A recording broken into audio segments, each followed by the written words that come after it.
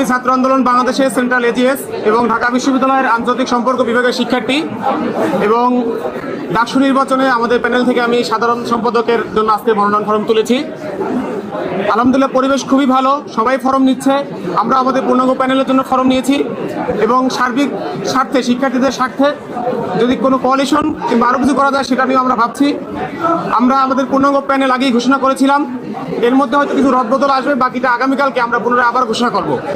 সবথেকে বড় এবং কনসার্নের একটা বিষয় হলো, আপনারা জানেন যে ঢাকা বিশ্ববিদ্যালয়ের ডাকসু নির্বাচন এতদিন পরে হচ্ছে, সেখান থেকে একটি উৎসবমুখর পরিবেশ থাকার কথা, কিন্তু আজকের এই মনোনয়ন ফরম তোলার সেই দিনেই আমরা কিছু জায়গায় কিছু ত্রুটি দেখছি।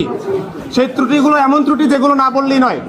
আপনারা জানেন আচরণবিধির মধ্যে স্পষ্টভাবে উল্লেখ আছে কোনো প্রার্থী 5 জনের বেশি লোক সাথে নিয়ে ফরম তুলতে কিংবা জমা দিতে পারবেন না, এবং তিনি ফরম তোলা কিংবা জমা দেওয়ার সময় কোনোভাবেই কোনো মিছিল, স্লোগান কিংবা হাততালি এগুলো ব্যবহার করতে পারবেন না। কিন্তু আমরা সেখানে আজকে দেখতে পেয়েছি ছাত্রদলের একজন প্রার্থী, তিনি নিজে এসেছেন, তার দলের লোক নিয়ে এসেছেন এবং মিছিল দিতে দিতে, বিশাল একটি গ্রুপ নিয়ে মিছিল দিতে দিতে তিনি ফরম তোলার কক্ষে প্রবেশ করেছেন।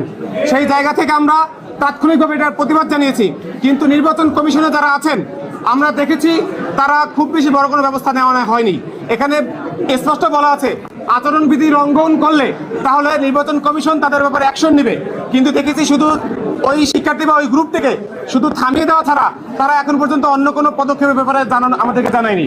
আমরা আবার এখান থেকে বলে রাখছি, ছাত্র দলের তানভীর বাড়ি হামিম, তিনি একটি মিছিল নিয়ে এসেছেন, একটা গ্রুপ, এবং তার নাম ধরে স্লোগান দিয়ে দিয়ে এই কমিশনারের রুম পর্যন্ত প্রবেশ করেছেন। আমরা সেই বিষয়ে অভিযোগ জানিয়ে রাখলাম। আমরা দেখার অপেক্ষায় থাকবো যে এই নির্বাচন কমিশন কতটুকু নিরপেক্ষ থাকতে পারে এবং তার এই স্পষ্ট এবং দুঃসাহসী যেই আচরণবিধি লঙ্ঘন সেটার ব্যাপারে তারা কি পদক্ষেপ নেয় সেটা আমরা দেখার জন্য অপেক্ষায় আছি। এছাড়াও ইসলামী ছাত্র আন্দোলন বাংলাদেশের পক্ষ থেকে আমরা যে প্যানেল ঘোষণা করেছি, আমরা জানেন আমাদের প্যানেলের মধ্যে আমাদের নারী শিক্ষার্থী আছেন, আমাদের প্যানেলের মধ্যে ক্ষুদ্র নৃগোষ্ঠী শিক্ষার্থী আছে, তারাও আমাদের মধ্যে থাকবেন।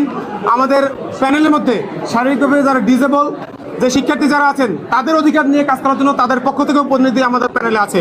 ইসলামী ছাত্র আন্দোলন বাংলাদেশ 2019 সালের যে ডাকসু নির্বাচন হয়েছিল সেখানে আমরা পূর্ণাঙ্গ প্যানেল দিয়ে নির্বাচন করেছিলাম।